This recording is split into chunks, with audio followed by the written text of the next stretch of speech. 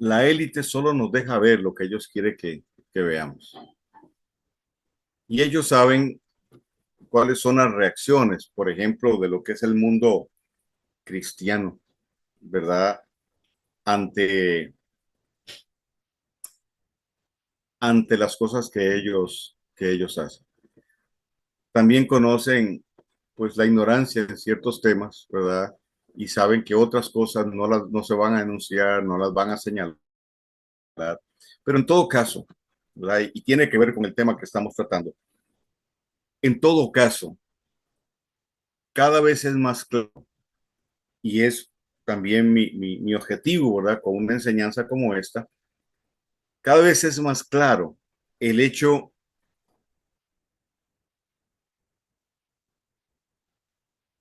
el hecho de que cada vez es más visible y para eso obviamente se necesita cierto conocimiento. Cada vez es más visible lo que hace la élite. Obviamente, entre más conocimiento tengamos, pues más fácil será para nosotros identificar lo que ellos van haciendo, cómo lo van haciendo, etcétera. Pero estamos hablando claramente de la manifestación de la simiente de la serpiente. Y al ser cada vez más claro, debemos tener menos cuidado. Sí respeto, pero menos cuidado en señalar quién está operando ahí. Una de las cosas que yo creo que el Eterno va a darnos en este tiempo y nos está dando es el discernimiento. El discernimiento de espíritus, ¿verdad?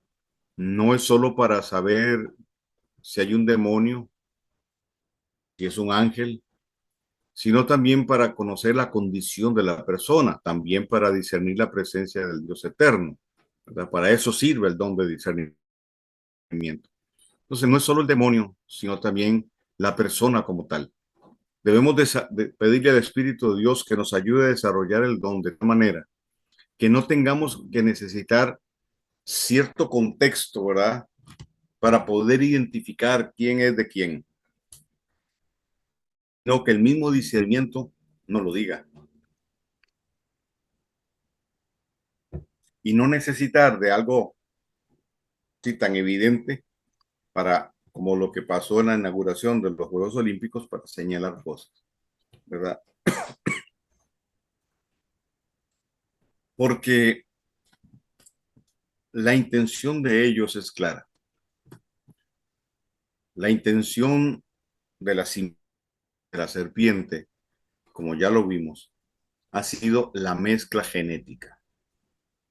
Es decir, robarle pureza a la simiente de la mujer y entronar y empoderar, que así, ahí sí cabe el término, empoderar, ¿verdad? Mi opinión no calza para nosotros, pero a ellos sí, empoderar a los hijos de las tinieblas en los lugares donde ellos quieren colocarlos estratégicamente. Entonces, si vamos a ser radicales, ¿verdad? Tenemos que serlo del todo. Entonces, no ir a Burger King, no ir a McDonald's. Hay cierta ropa que no deberíamos comprar porque es de ellos la fabrican, ellos la crean y ellos la pactan, eh, etcétera, y muchos etcétera más, diría Ivo. Ok, cierro ese paréntesis que, bueno, está dentro de lo que venimos hablando. Y vamos a entrar ya con específicamente la clase. Voy a abrir la pantalla. Ok, déjenme ver dónde estaba, que no lo veo. Se me hizo.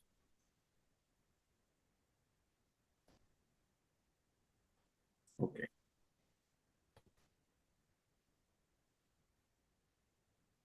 ok,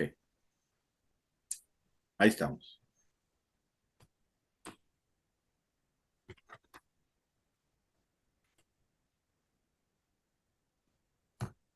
Ok, yo voy a devolverme un poquito. Me pidieron que si podía rápidamente, pues como modo de repaso, volver a tocar el punto de la seducción de Eva. Entonces voy a devolverme ahí y luego tomamos el material nuevo. Características del fruto y el árbol. Primero, ningún árbol ni su fruto darán el poder para conocer la sabiduría.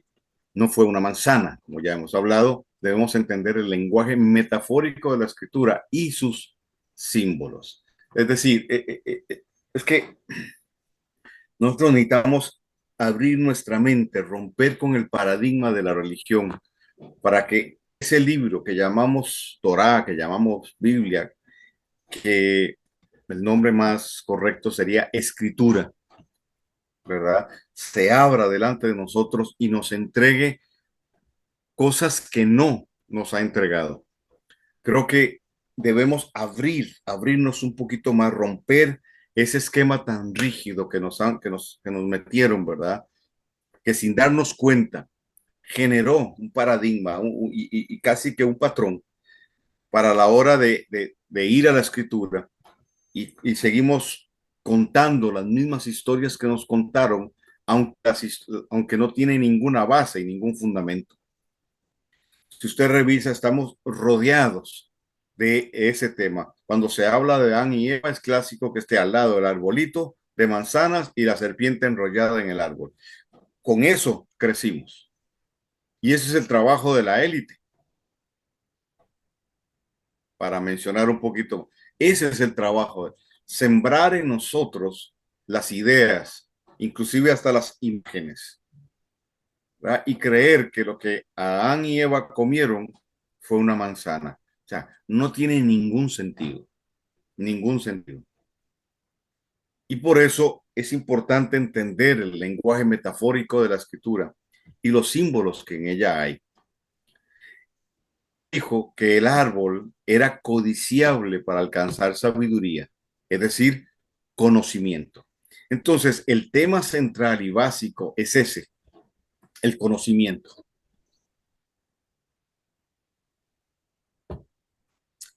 El planteamiento de la serpiente fue, el conocimiento les hará como Elohim, es decir, serán como Dios. Esa fue su mentira en un sentido, ¿verdad? Serán como Dios, serán iguales a Él. ¿Por qué? Bueno, porque está el tema de imagen y semejanza. ¿Ok? El árbol representa la Torah, Proverbios 3:18, ¿verdad? Representa la Torah. Ahí tenemos un simbolismo hermoso. El árbol representando la Torah, la sabiduría, el conocimiento. Y también está relacionado con Yeshua, el árbol de la vida, obviamente, ¿verdad? Por tanto, el árbol representa la instrucción y el fruto, el conocimiento. Java o Eva y Adán se expusieron a la instrucción de Hasatán.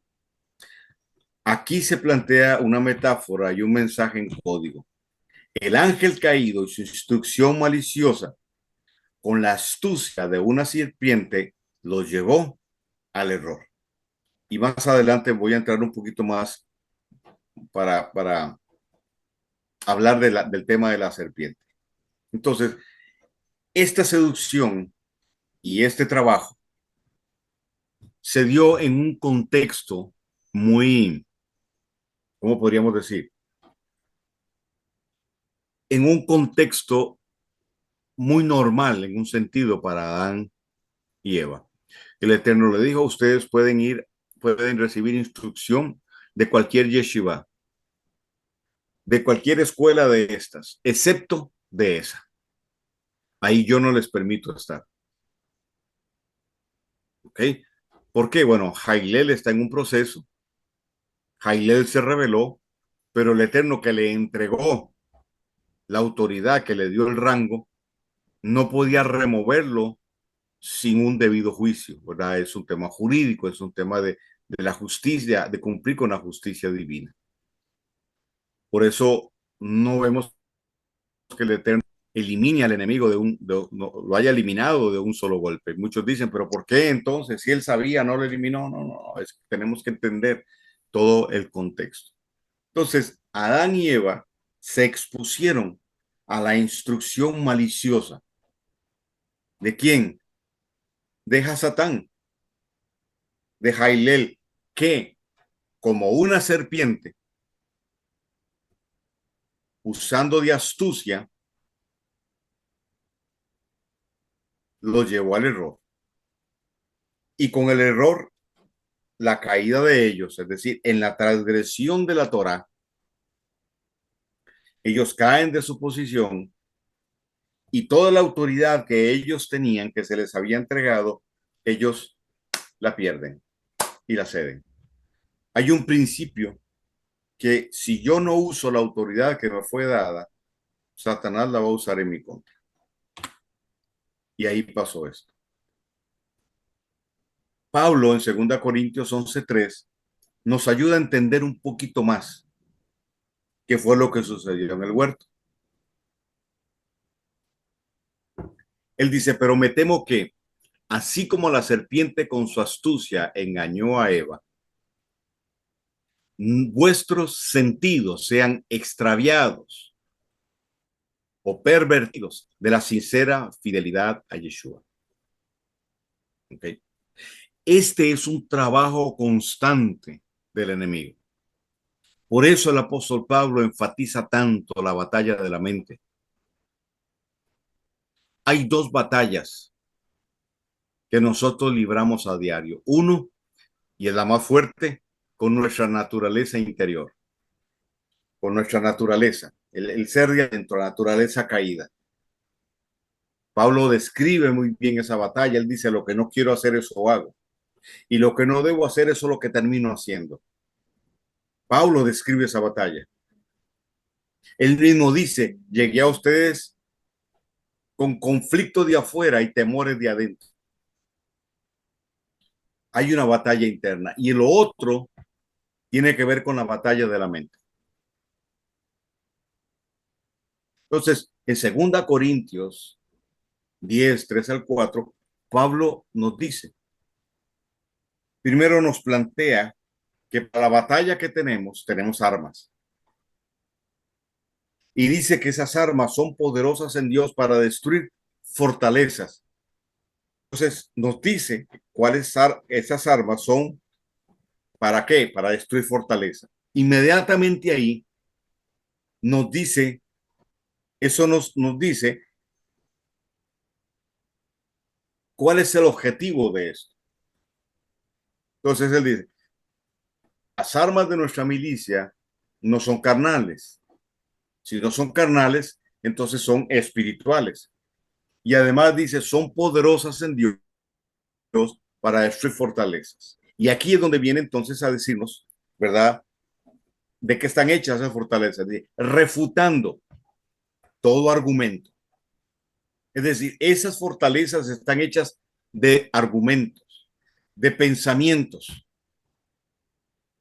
Entonces, las armas de nuestra milicia no son carnales, son espirituales y nos sirven para destruir las fortalezas que están hechas de argumentos o de pensamientos. Esos pensamientos, ¿quién los trae? El enemigo. Esos pensamientos los traemos también de nuestra vieja naturaleza. Esos pensamientos también, perdón, está en el contexto donde nos movemos. Constantemente estamos oyendo. Esos pensamientos o esos argumentos están en la impronta que desde niños se generó sobre nosotros.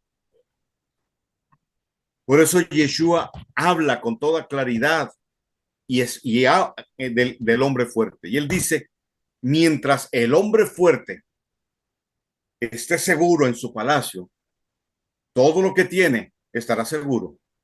Hasta que venga uno mayor y le rompa, le quite, le arrebate lo que tiene. El hombre fuerte es un pensamiento predominante en la mente, no es un demonio. porque ahí el contexto lo dice Yeshua, y conociendo Yeshua los pensamientos de ellos, es decir, las fortalezas que tenían en su mente. Estas fortalezas las alimenta un pensamiento, una idea, hasta que venga un pensamiento mayor, una idea mayor, la Torá, la palabra, la escritura, y rompa con eso. Yeshua en el desierto, la tentación del enemigo vino a la mente de Yeshua para poder afectar su alma. Trajo un pensamiento a él. Y Yeshua, identificando ese pensamiento, él dijo, no solo de pan vivirá el hombre, sino de toda palabra que sale de la boca del Eterno. Escrito está, o grabado está, porque es escritura, grabado está en mí. ¿Qué es lo que hizo Yeshua? Identificar un pensamiento, porque no crea que Satanás se materializó, tomó forma humana o qué sé yo, y se le presentó a Yeshua. Hubiera sido muy sencillo. Tenía que ser más sutil. Fueron pensamientos en primera persona que le llegaron a Yeshua. Y él identificó el pensamiento. Inmediatamente se fue a la fuente y la reprendió. Entonces, Pablo dice que la batalla, porque es una batalla, es contra argumentos. ¿Qué hacen esos argumentos? Levantarse en contra del conocimiento de Dios. Espero usted tenga ahí su escritura, su Biblia y la tenga ya abierta en 2 Corintios 10. Pensamientos, refutando todo pensamiento, dice, y toda altivez que se levanta en contra del conocimiento de Dios, del conocimiento revelado de Dios, de su palabra, eso implica, de su propósito también implica. Entonces nos da la pauta, dice, llevando todo pensamiento cautivo a la obediencia a Yeshua. Es decir, cada vez que se identifica un pensamiento, una idea que no está alineada con la Torá, que no está alineada con lo que el Eterno quiere, es un argumento que hay que llevar cautivo a la obediencia a Yeshua. Cuando usted identifica al hombre fuerte, es decir, en su vida, ese pensamiento recurrente puede ser temor, puede ser orgullo, puede ser el rencor que se manifiesta con palabras en contra de una persona reiteradamente, etcétera. Eso hay que tomarlo y llevarlo cautivo una, otra y otra vez hasta que eso se rompe, ese patrón se rompe. Entonces, cuando Pablo nos habla de Eva, él dice que los sentidos de Eva fueron extraviados o pervertidos. ¿Qué significa pervertir? Sacar del camino recto. Es decir, presentar un camino alterno, una vía lateral, un atajo, tal vez no un atajo, una vía lateral, una carretera lateral, como si esa carretera lateral, marginal, le decimos aquí en mi país, esas calles, carreteras que van al lado de las calles principales, como si esa calle marginal me fuera a llevar al mismo destino. Justamente ahí es donde opera el error. Entonces, Pablo le está diciendo a los corintios que su temor y su preocupación es que el enemigo invada sus pensamientos y les presente un camino alterno y que ellos sigan ese error en detrimento de la sincera fidelidad, lealtad y obediencia a Yeshua. ¿Ok?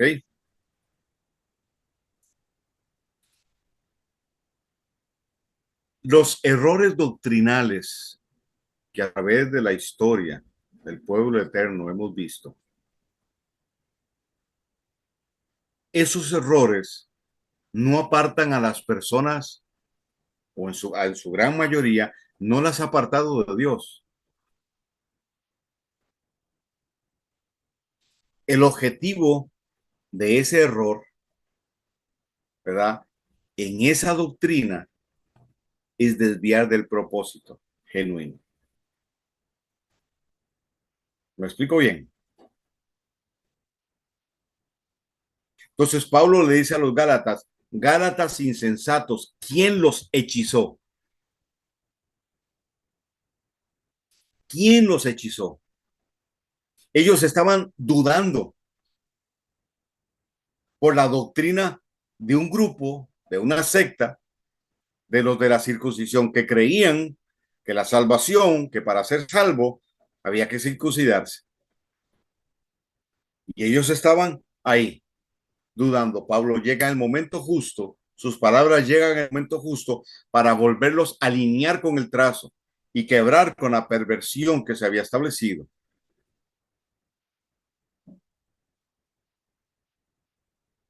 ¿Ok?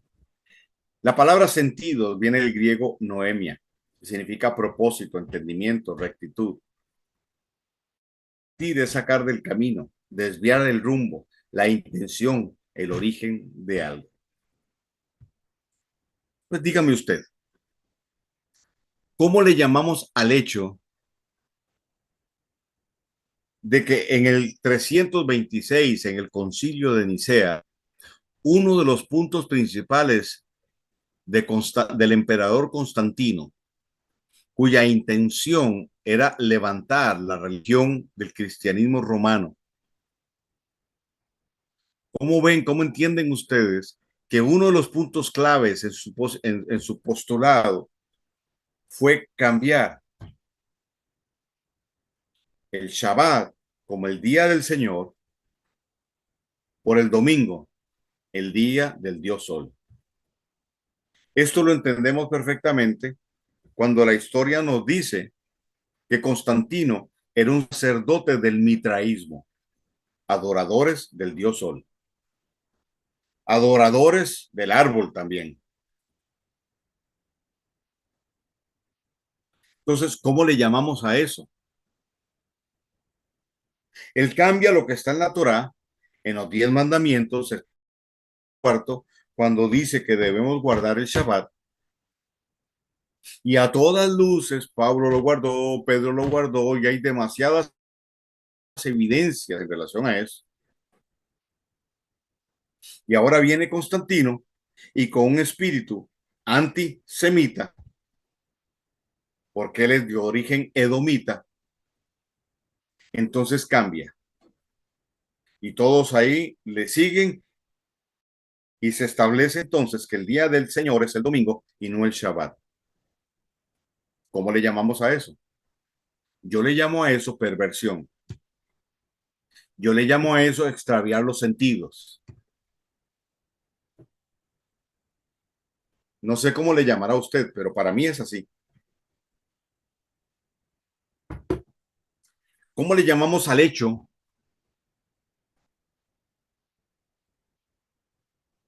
de que nos enseñaron que las fiestas son de los judíos y que no son para el pueblo del Eterno, porque eso fue en el Antiguo Testamento? Entonces, ¿cómo explicamos que en el libro de Ezequiel dice que en el milenio vamos a celebrar la fiesta de los tabernáculos? ¿Cómo explicamos que Yeshua nació en una festividad, murió en una festividad y regresará en una festividad? ¿Cómo explicamos que claramente el libro Levítico dice, estas son las fiestas solemnes del Eterno? Están establecidas como ensayos, como preparativos para cuando lo verdadero venga. porque todas tienen un anuncio profético de la venida de Yeshua, de su primera venida y de su segunda venida. Y todas nos hablan de los acontecimientos finales.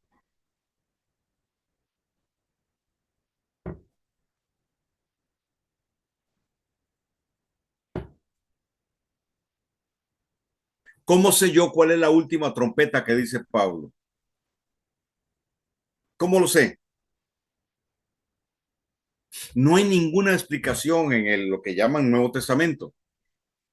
¿Por qué? Porque la referencia es el Antiguo Testamento. Todo lo que Pablo habló está basado en el Antiguo Testamento, en esencia, igual que Yeshua, igual que Pedro. Entonces, para yo saber cuál es la última trompeta, tengo que conocer las festividades. Y el trompetazo final, que no es un trompetazo, es un sonido del chofar, el toque final del chofar, es en la fiesta de Yom Teruah.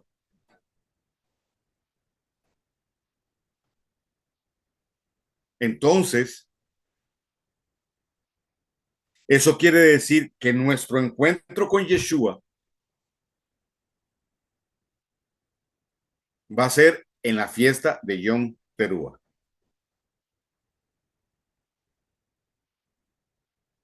¿Qué va a pasar con los que dicen que no creen en las festividades? Que las festividades son de la ley del Antiguo Testamento, que son para los judíos, que no son para nosotros.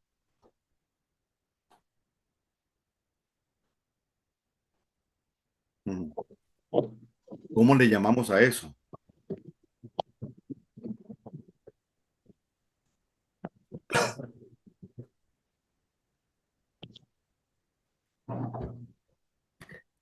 Esto no tiene que ver con salvación, por supuesto que no.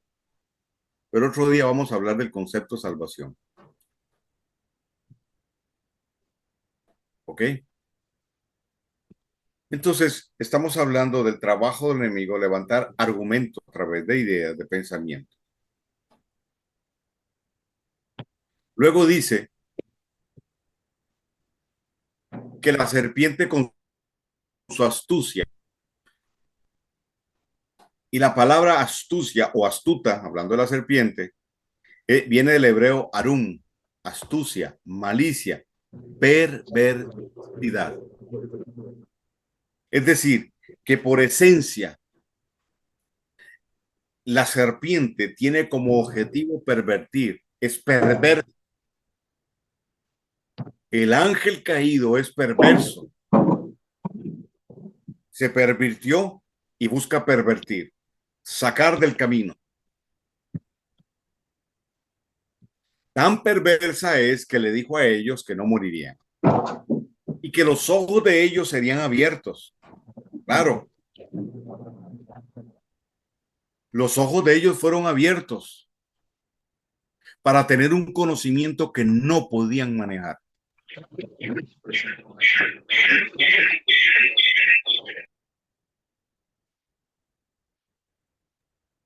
Por favor, Edison y Elizabeth, cuidado con sus micrófonos. Serán como Elohim, dioses, sin depender de Dios.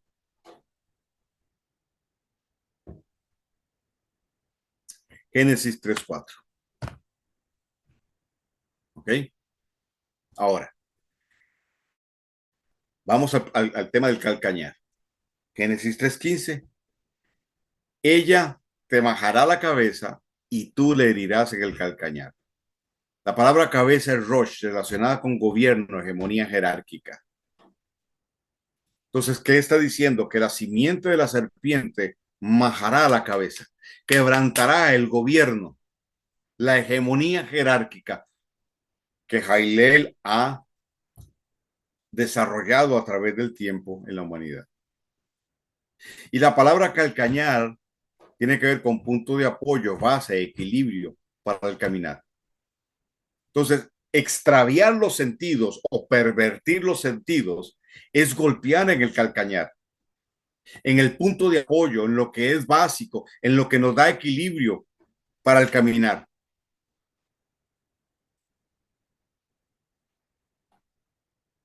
Entonces, el fundamento para avanzar en un sentido profético es la instrucción de la Torá.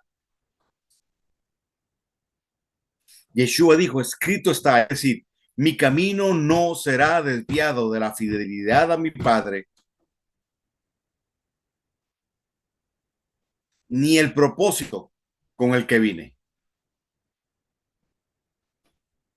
Entonces, Pablo lo que le está diciendo a los corintios y a nosotros también es que debemos cuidar para que el enemigo no nos saque del camino, que no nos desvíe de la sincera fidelidad a Yeshua, al Padre y al propósito para el cual fuimos llamados.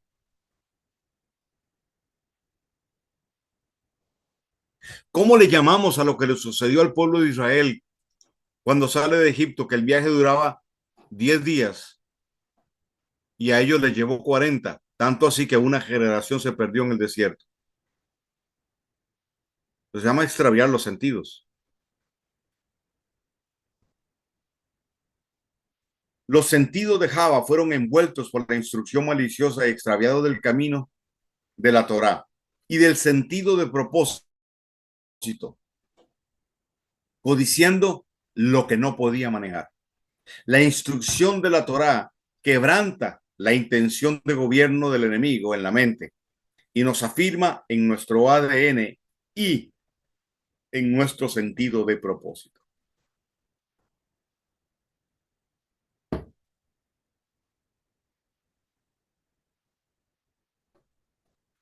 Hoy en día, la intención del enemigo, entre otras cosas, sigue siendo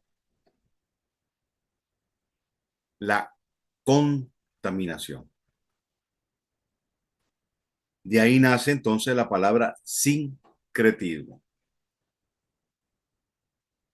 El sincretismo es una mezcla de ideas, de conceptos, de prácticas de tipo religioso espiritual. Entonces, el ecumenismo es sincretismo. Por ejemplo, cuando yo tomo un ritmo, oiga bien lo que le voy a decir, cuando yo tomo un ritmo, un género musical que nace en el culto a una deidad demoníaca y lo traigo, disque a la iglesia, solo que cambio la letra o le pongo letra cristiana, ahí no hay ningún problema. Discúlpeme, pero eso se llama sincretismo. Es una mezcla. Y hoy tenemos las tarimas, y muchos le llaman altares, que no es un altar, es simplemente una tarima, con una mezcla impresionante.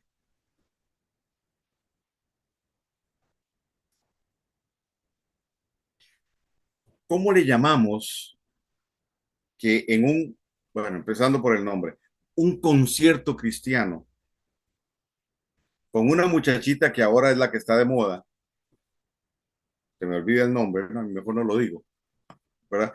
Ahora es muy famosa ella. Entonces, los músicos ya están ahí y la gente empieza como a ovacionar y ella sale así como la gran estrella y sube la tarima y la gente empieza a gritar y los celulares a tomar fotos.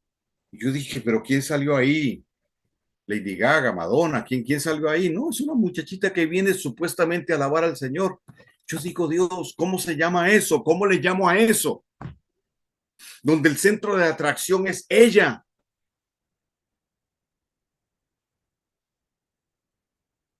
Y no Yeshua.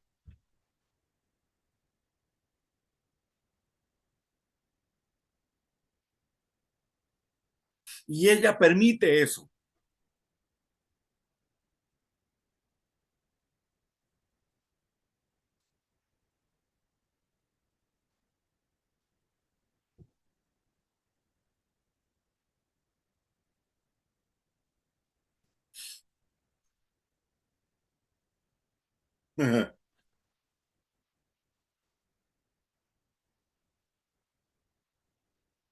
Le digo cómo se llama eso. Fuego extraño. Es una mezcla. Y eso no es culpa de ella, es culpa de la industria cristiana del entretenimiento y los shows. Porque a falta de modelos, se le copió al mundo sus modelos. Entonces se sincretiza.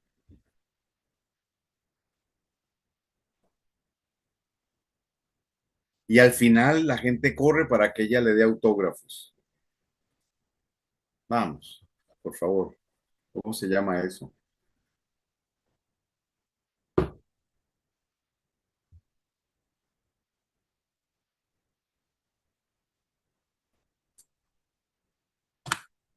Ok. Ahora, por otro lado, nuestra defensa está en nuestra esencia. Nuestra defensa está en nuestra esencia, en la esencia de nuestra naturaleza.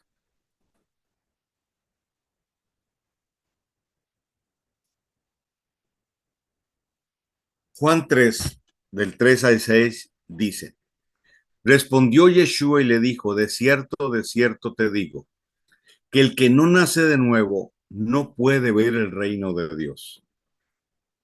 A ver, el que no nace de nuevo, sus ojos no serán abiertos para poder discernir el reino de Dios. Si no se nace de nuevo, sigo haciéndole una paráfrasis, si no se nace de nuevo, no se tiene la revelación necesaria para discernir el reino, porque el reino no es tangible, se hace tangible a partir de nosotros. Yeshua dijo, el reino está descendiendo. No ha descendido, no, está descendiendo.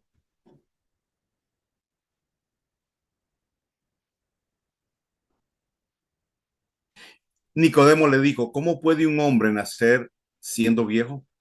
¿Puede acaso entrar por segunda vez en el vientre de su madre y nacer?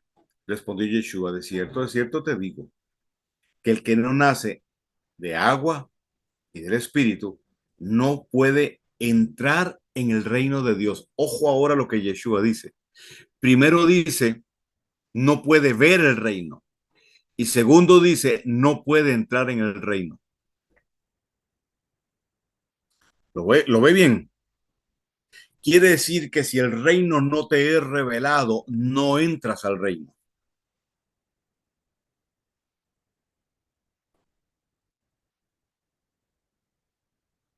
Si yo tomara esto y trato de ponerlo en el contexto del tabernáculo que construyó Moisés, que tenía tres partes básicas, los atrios, luego la tiendita en medio, donde estaba el lugar santo, donde estaba la menorá, los panes de la preposición y el altar del incienso, y luego el velo, 5 metros de alto, 2 pulgadas de ancho, el lino fino retorcido, y adentro estaba el arca. La presencia del Eterno, la Shekinah, se posaba en ese lugar, en el lugar santísimo. Los sacerdotes solo podían entrar al lugar santo y el lugar santísimo solo el sumo sacerdote una vez al año en Yom Kippur, como ya sabemos. Fuera de esa tiendita, fuera del lugar santo y del lugar santísimo, en los atrios, lo que había era un olor a sacrificio. Entonces, si yo uso esa simbología, y solo para generar un ejemplo, si el reino a mí no se me revela y no puedo entrar en el reino, es como vivir en los atrios pretendiendo ser un morador del lugar santísimo. Ese es el engaño que genera la religión y la religiosidad y la falsa espiritualidad. El sistema religioso ha creado un, un hábitat para que las personas puedan llenar esa necesidad que tienen de Dios espiritual. La religión ha creado toda una dinámica. Venga, pase adelante, reciba a Jesucristo como su Señor. O sea, es toda una dinámica. Entonces, después de esa confesión, la persona se da por sentado que nació de nuevo. Entonces, ahora tiene que congregarse, porque ese es el otro objetivo. Porque si no se congrega, pierde la salvación. El sistema religioso preparó los atrios y engañó a la gente haciéndole creer que estaban en el lugar santísimo, viviendo en intimidad con Dios.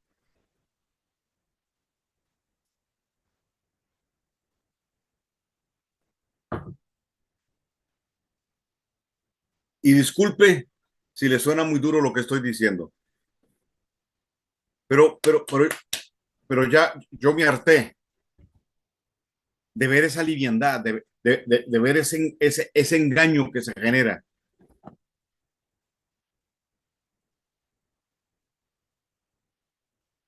Sacrificar la verdad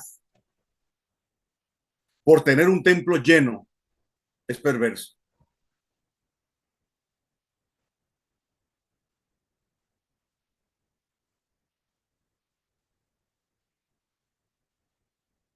No poner las cosas en orden como debe ser, porque eso quitaría popularidad y nos restaría entradas, es perverso. Entradas económicas.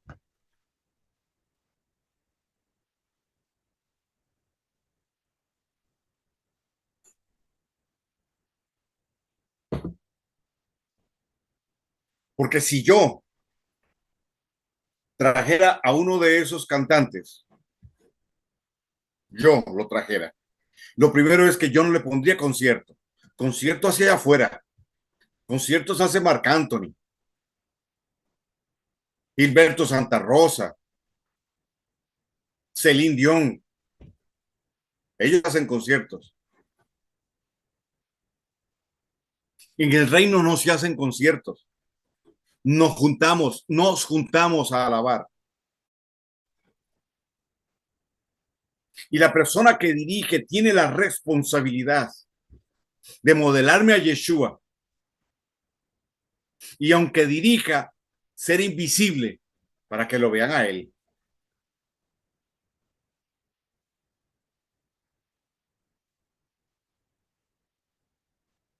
Entonces, si la persona que yo traigo hace una entrada de estrella, le aseguro que yo paro todo. Porque el centro de atracción no es esa persona.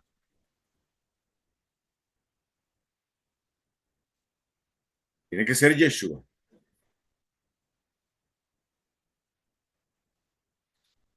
En algún momento de mi historia, yo tuve una congregación.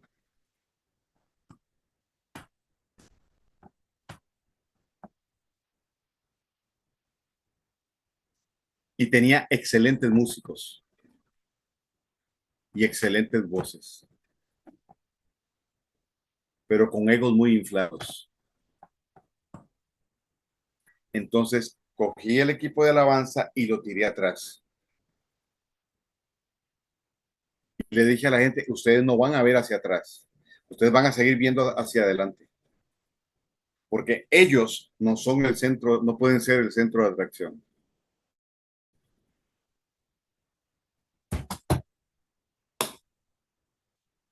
Eh, ok, sigo con el nuevo nacimiento. Entonces, Yeshua hace dos énfasis aquí. Uno, si no nacen de nuevo, no puede ver el reino de Dios. Y luego, ante las preguntas de Nicodemo, él dice, el que no nace del agua y del espíritu no puede entrar en el reino de Dios. Entonces, ver que se nos revela el reino es una, y dos, entrar en el reino es otra. Entonces, el agua tiene que ver con Teshuvá, tiene que ver con arrepentimiento, tiene que ver con un cambio de mentalidad, tiene que ver con un giro, con un girar en la mente. Como lo he dicho otras veces, si estamos viendo hacia el norte, si estábamos viendo hacia el norte, hacia el sur, es girar completamente y ver y empezar a ver hacia el norte. Es un cambio de mentalidad, es un cambio de paradigma, es generar una transformación en mi forma de pensar. Por eso el Eterno nos ha llevado a revisar lo que hemos creído, a investigar, a, a acudir a la historia para que nos dé pistas, a consultar los que más saben, a buscar, a indagar los textos más cercanos al original de la escritura,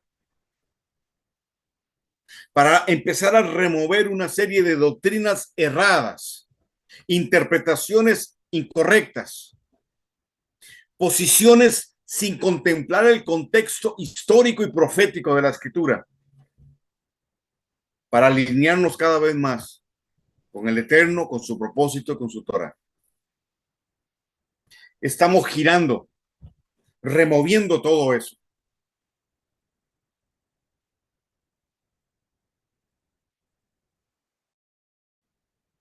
Y algunos no están tan comprometidos con esto, porque sacrifican la verdad por la cantidad.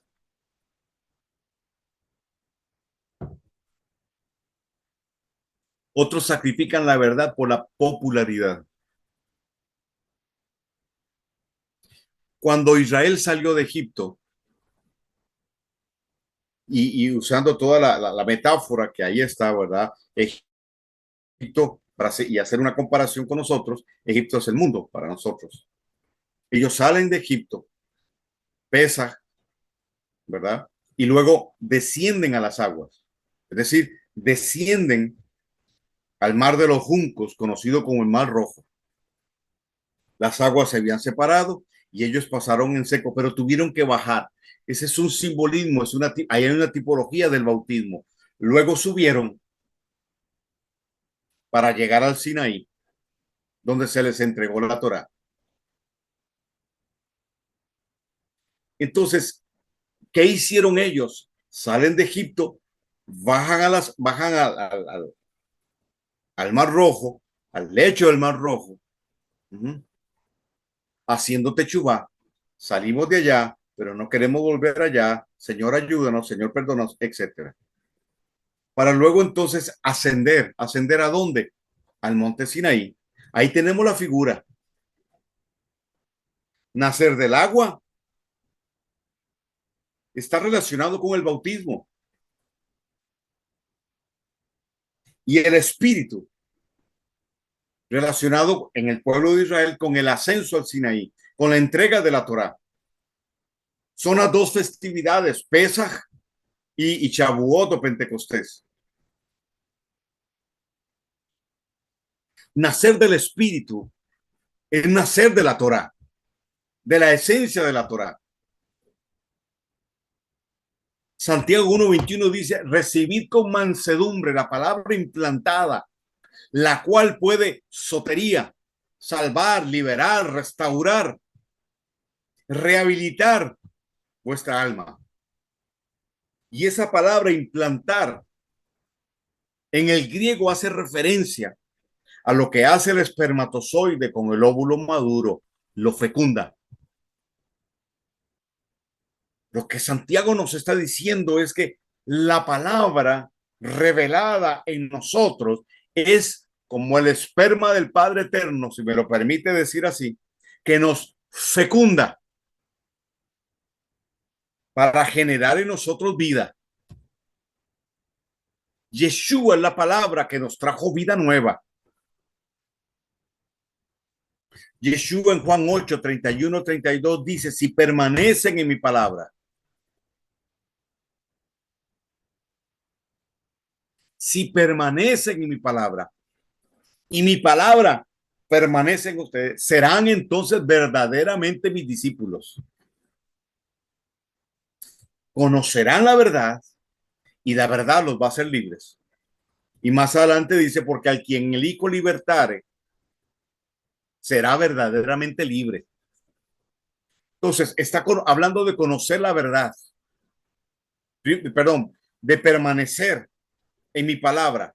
La palabra permanecer en el griego tiene que ver con lo que hace la vaca, rumiar, masticar, tragar, devolver, masticar, tragar, devolver, masticar, tragar y llevar aquello al tercer estómago, ya habiéndole sacado todos los nutrientes a ese alimento. Es decir, estamos hablando de la revelación de la sustancia y de la esencia de la palabra.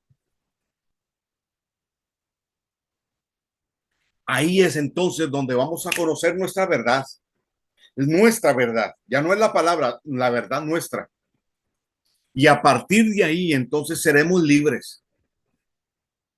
Entonces nacer de nuevo es entrar en la libertad que Yeshua nos da a través de su esencia, a través de la palabra. Habiéndonos sumergido en las aguas. Hebreos 4:12 es la palabra como espados finos que penetra hasta lo más profundo. ¿Hasta dónde? Hasta los tuétanos.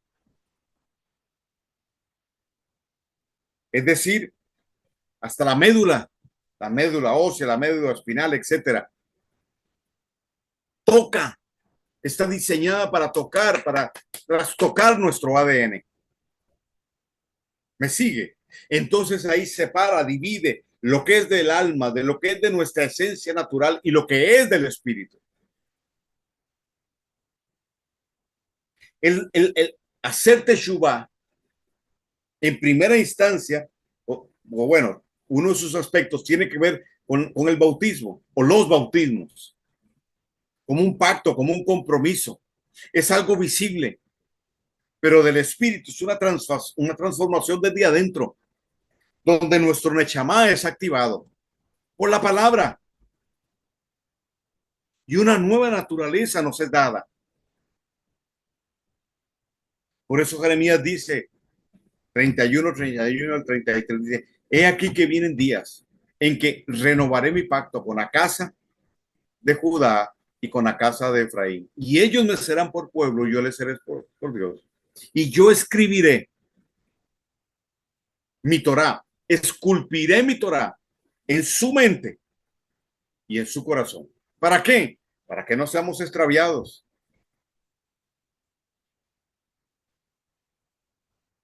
Entonces, esa esencia en nosotros es el espíritu de la Torá, pero también el espíritu de la profecía, que es Yeshua.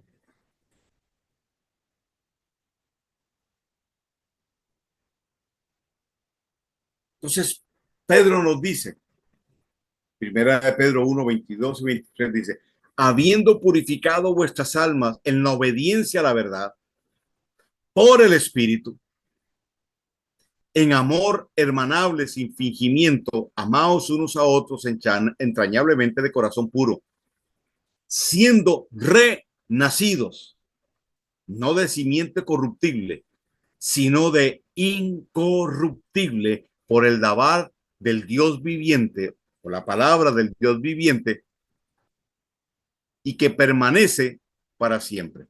Entonces, ¿cómo renacimos de nuevo? ¿Cómo se dio ese nuevo nacimiento? Agua y la revelación de la Torah. La revelación de Yeshua, de lo que Yeshua hizo en el madero. La activación de esa nueva naturaleza.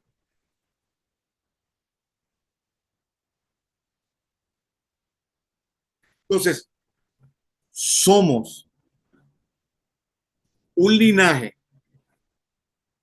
una simiente, la simiente de la mujer, la simiente de Yeshua, que no puede ser afectada en su ADN.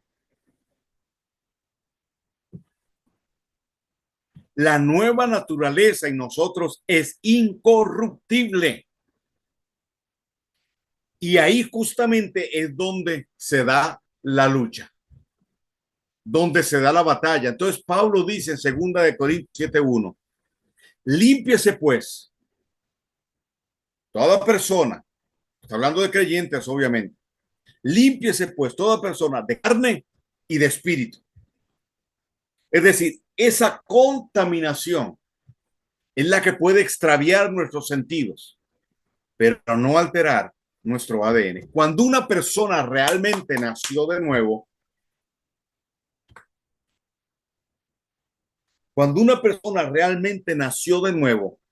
tiene la fuerza en su nueva naturaleza para resistir aquello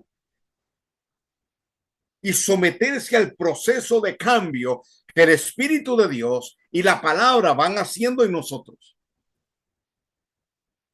Entonces tenemos una serie de armas que son espirituales para poder contrarrestar los ataques del enemigo, para contrarrestar los argumentos de la sociedad y para llevar cautivos los pensamientos que son contrarios a la obediencia, a la fidelidad a Yeshua.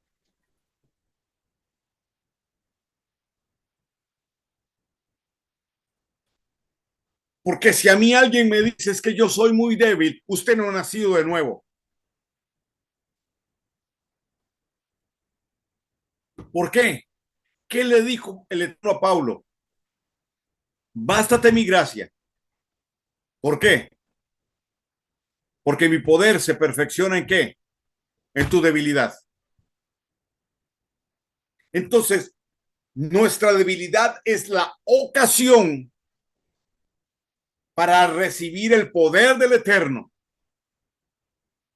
y volverme fuerte por su gracia cuando mi tendencia es a ser débil. Por eso Pablo dice, todo lo puedo en Yeshua que me fortalece.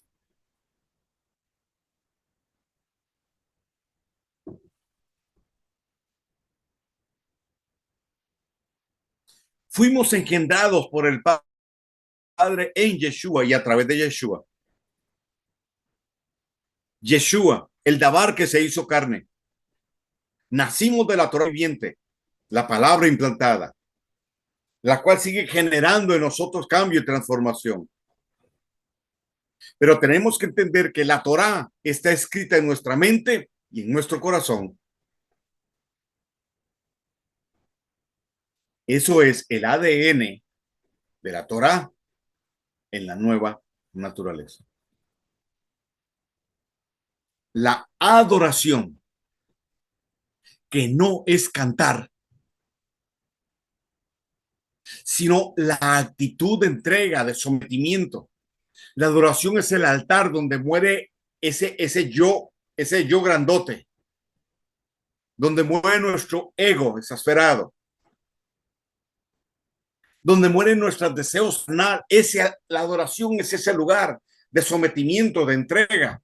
Ese es el lugar donde yo le digo a Yeshua, ven, porque él toca la puerta. Y si yo oigo su voz y le abro, él entra y cena conmigo. Eso no es eso no es para evangelizar, eso es para nosotros. El altar de adoración es donde invitamos a Yeshua a entrar en áreas de nuestra vida que necesitan ser transformadas. Ahí es donde está la fortaleza. Ahí es donde se genera el carácter y con el carácter la cultura. Entonces, si no entendemos qué es adoración y seguimos llamándole a la adoración cantar, cantos suaves, nos vamos a quedar en el prólogo del libro. Tenemos que empezar a enseñar que la adoración es una actitud. Y sí, desde esa actitud, yo alabo, yo leo la escritura, etcétera. Pero desde esa actitud de entrega, de sometimiento, esa determinación de muerte negativo, solo una persona que ha nacido de nuevo tiene ese impulso, tiene esa fuerza. Solo una persona que ha nacido de nuevo entiende que estamos en un proceso de cambio, que la palabra nos está llevando a evolucionar para revolucionarnos.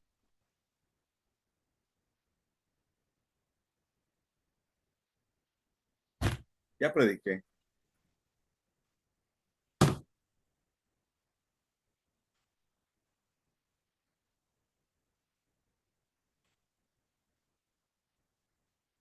Ay, hermano, es que la carne es débil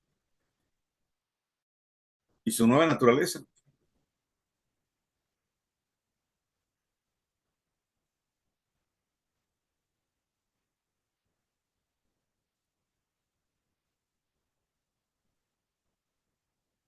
Entonces, sí, hay todo un trabajo de la simiente de la serpiente.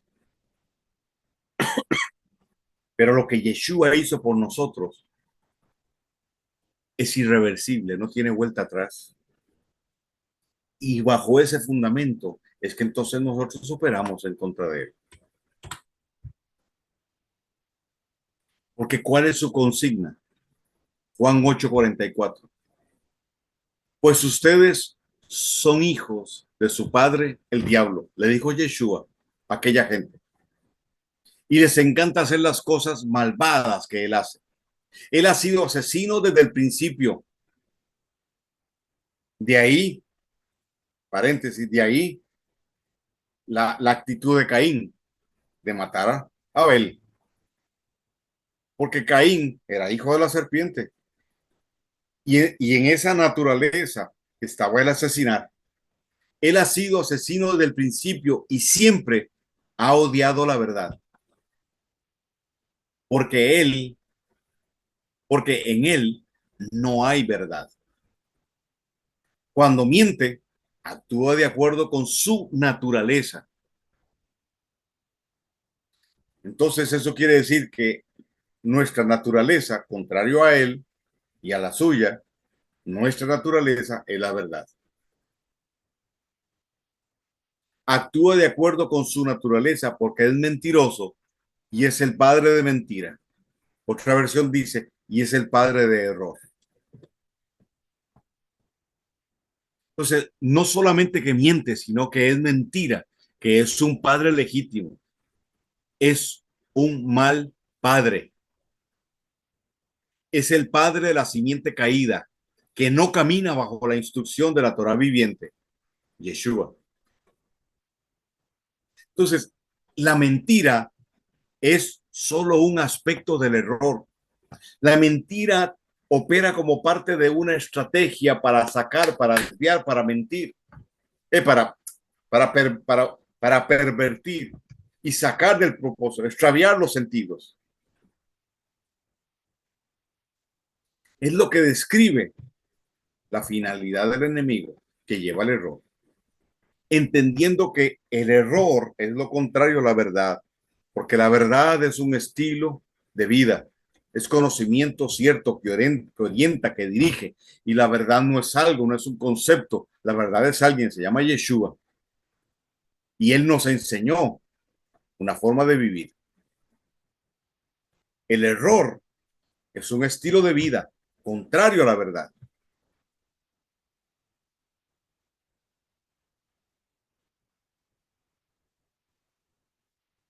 La mentira es como una ilusión.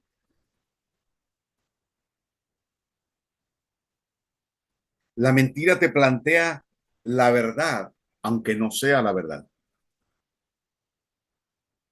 Y te hace creer que aquello es la verdad.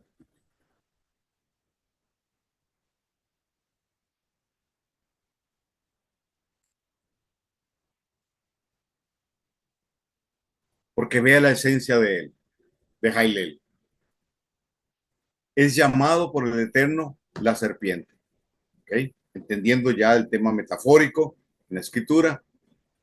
La palabra serpiente viene del hebreo nahash, que significa sisear, susurrar un conjuro mágico, susurrar un conjuro mágico, pronosticar, adivinar, tiene que ver con lo agorero, tiene que ver con lo hechicero, La esencia de la hechicería tiene que ver con el control, con el dominio de la mente para llegar a las emociones de una persona. Nahash también tiene que ver con sortilegio.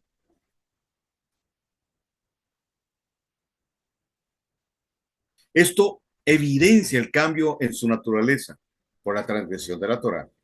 Él no era así. Y la palabra astuta viene del hebreo arum, arumoni. Arum, participio pasado de aram, astuto, artero, avisado, maliciosamente prudente. Maliciosamente prudente. Entonces, la serpiente no era un animal, era un ser con inteligencia. El tema de la serpiente es una figura para representar sus artimañas y la sutileza con la que él opera. Job 1:6, 12 y 2:1 al 5. Se representa, Satanás se presenta delante del Eterno. Delante del Eterno. En textos antiguos se le llama a la serpiente Shamael o Samael, el dios del Halloween. El dios del Halloween, de ahí viene la calabaza como una figura con ojos y nariz. Eso representa a este dios. Este dios era representado por una calabaza y también con una calavera, como una cabeza, como Voldemort en Harry Potter. Así se ha representado a Baal. Es la misma deidad. Entonces, que alguien le explique a Jesús Adrián Romero que no se puede celebrar Halloween.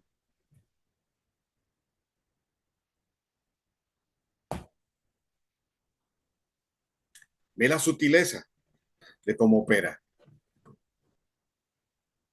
Entonces, Jailel o Luzbel es el padre de la simiente caída. Y Yeshua le dice a los fariseos, ustedes son de vuestro padre el diablo. Es decir, ustedes son hijos de Jailel porque han recibido la instrucción de Jailel.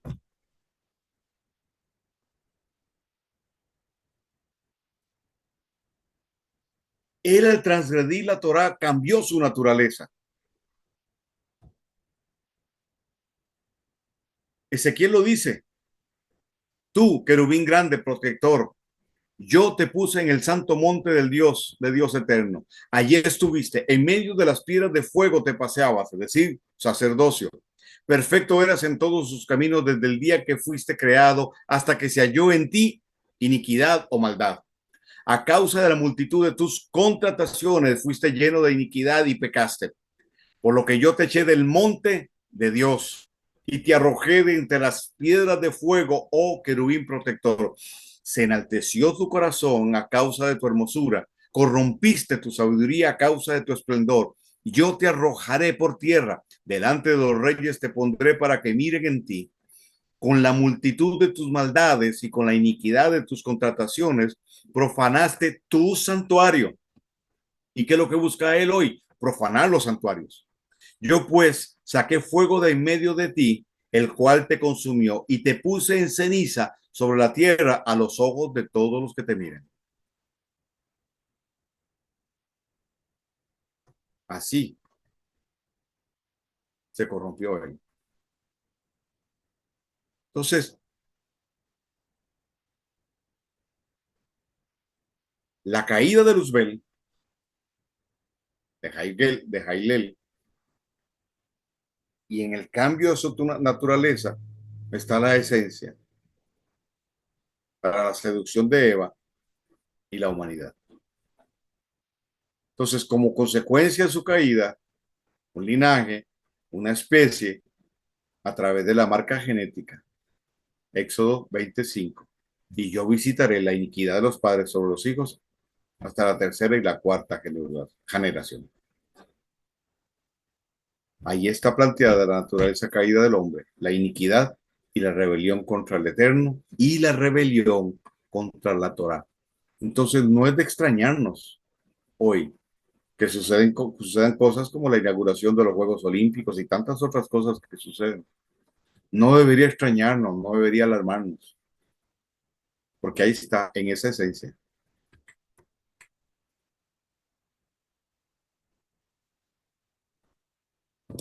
¿Ok? Ivonne, ¿cuánto tiempo nos queda? Ah, perdón, 7 minutos. Ok, vamos a quedar aquí. En la próxima clase vamos a hablar de la parábola del trigo y la cizaña. Excelentísimo. ¿Ok?